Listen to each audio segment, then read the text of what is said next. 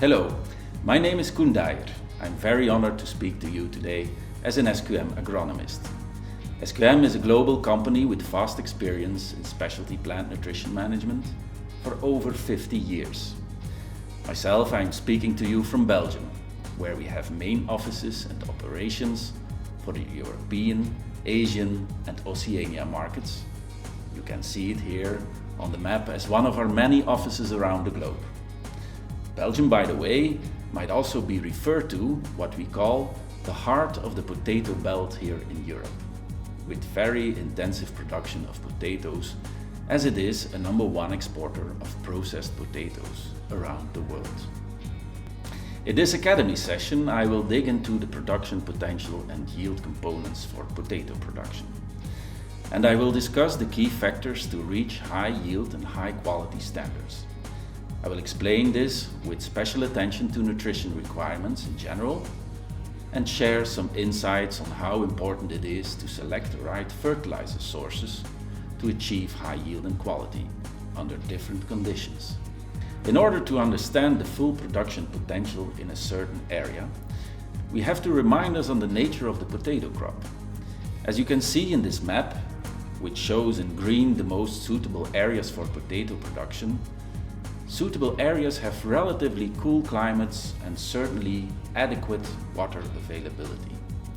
You find them in important areas of USA, Mexico, Brazil, Europe, South Africa and Southeast Asia. It can also be said that the potato crop adapts relatively well to a wide range of conditions, witnessed by its global spread during the past centuries. And of course, in more and more areas, potato farmers succeed in gaining more control on managing their conditions. A very illustrative example on managing conditions is demonstrated by some study results shown here. In a study by one of the leading research institutes for potato and vegetables in Europe, a comparison was done at equal nutrient supplies, but under different systems. Rainfed was compared to drip irrigation and drip fertigation during a rather dry season in 2019.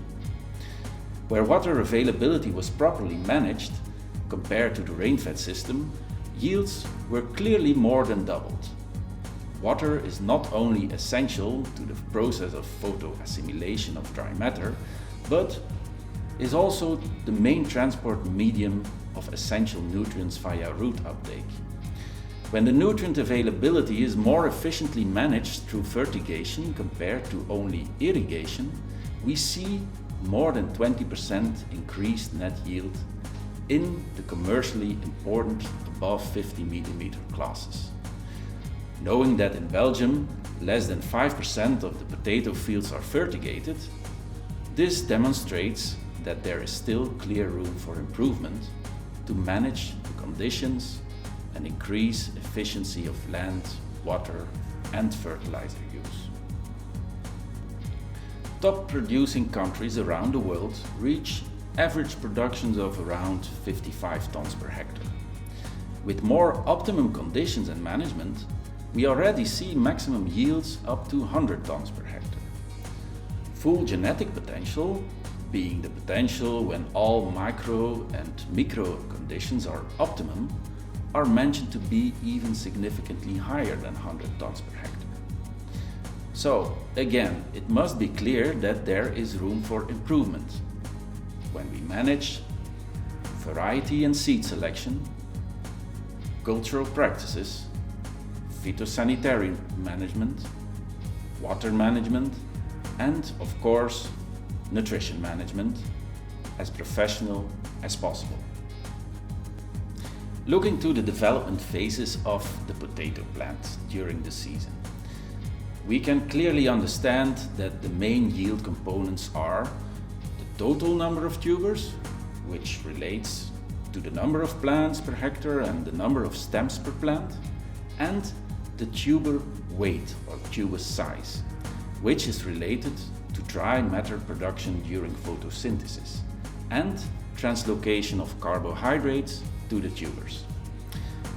The main key factors that define the number of tubers and tuber filling are the variety and seed quality, a uniform emergence and good vegetative growth, root development, tuberization, translocation of the sugars to the tubers or tuber filling, the maintenance of the vegetative area, and storage. I will now discuss these key factors and make some links to nutrition management where relevant. The variety selection not only defines the genetic potential, of course, but also if the type of potato matches with the local markets and conditions. The chosen variety defines to a certain extent the vulnerability to conditional stresses like diseases, cold, heat, drought, etc. And the seedling quality, in terms of vigor, physiological age and health, determine the number of tubers a potato plant potentially will produce, in addition to the tuber weight and total yield it will potentially achieve. Physiologically, mature seeds, tubers, generally have multiple bud breaks and generate a larger number of stems, which contributes to a larger number of tubers per plant. So, be aware to start off with high quality seed if you want to achieve the highest results. The potato plant development is determined by the homogeneity of its emergence. Therefore, high productivity is directly related to a shorter period from planting to emergence, which helps to rapidly initiate the photosynthesis. So, not only adequate physiological age of the seed and pre-bud break, but also precise superficial planting at adequate soil temperature, like above 10 degrees Celsius, accelerate the process of emergence. Related to emergence, I would like to make a first link with nutrition. For the early uptake of nitrogen, it is important to apply an optimal nitrogen source balance. We will explain that the optimum ratio for soil-grown potato is 80% nitric to 20% ammoniacal nitrogen. Nitrate being the natural form in which nitrogen is taken up after nitrification in the soil. Nitrification processes decrease considerably with soil temperatures like below 20 degrees Celsius.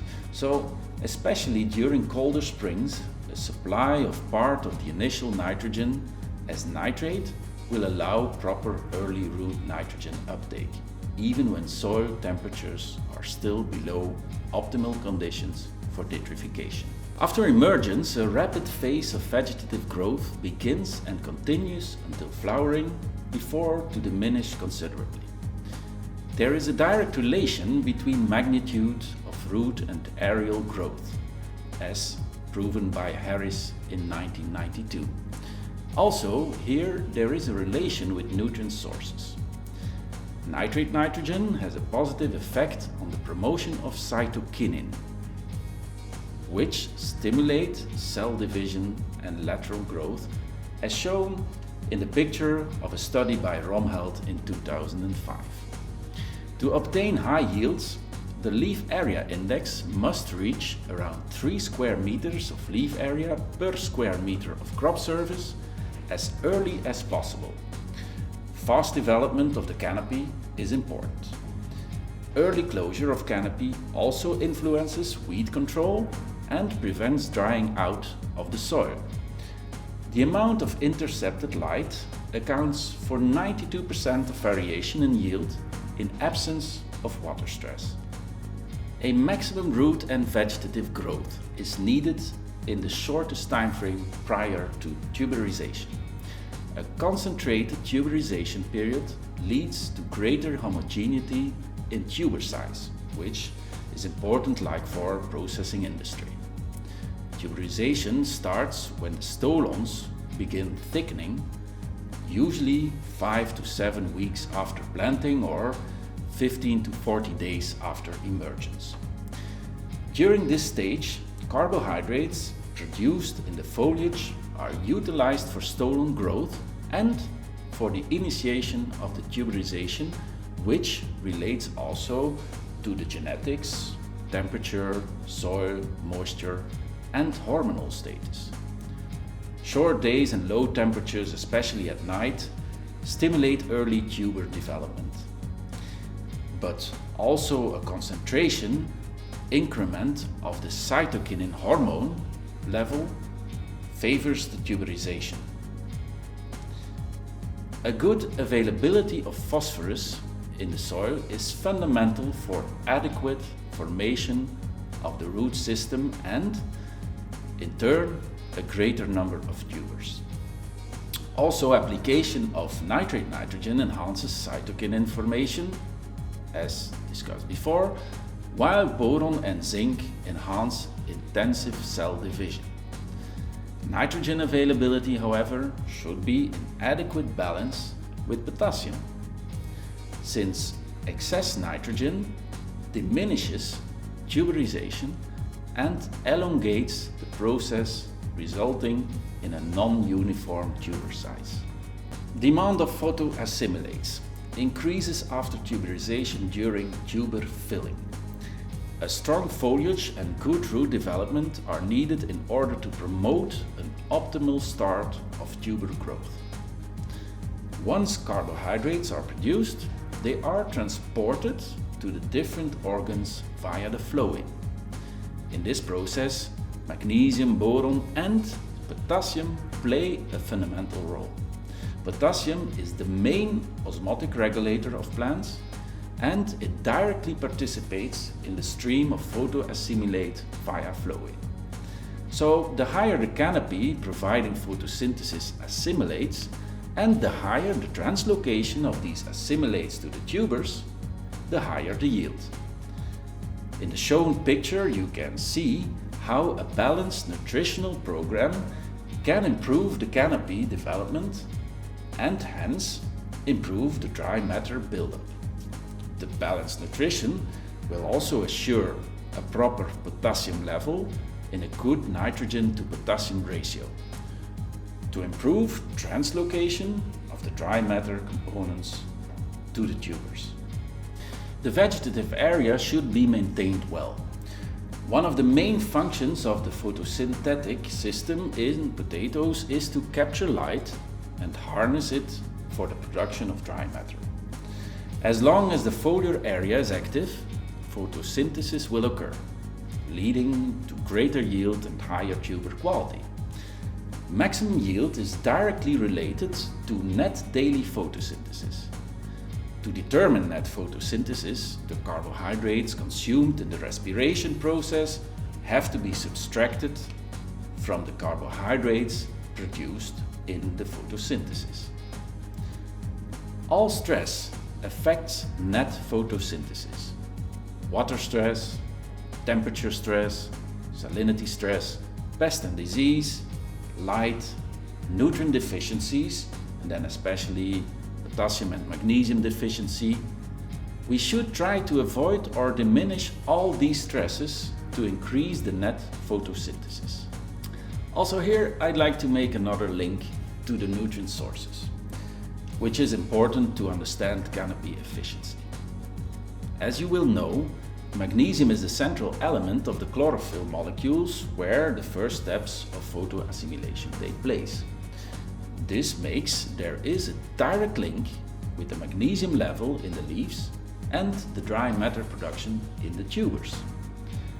Magnesium is synergistically taken up more efficiently in an environment where predominantly nitrate nitrogen is present, while the uptake is clearly decreased due to the antagonistic effect with ammonium. High levels of ammonium decrease magnesium uptake.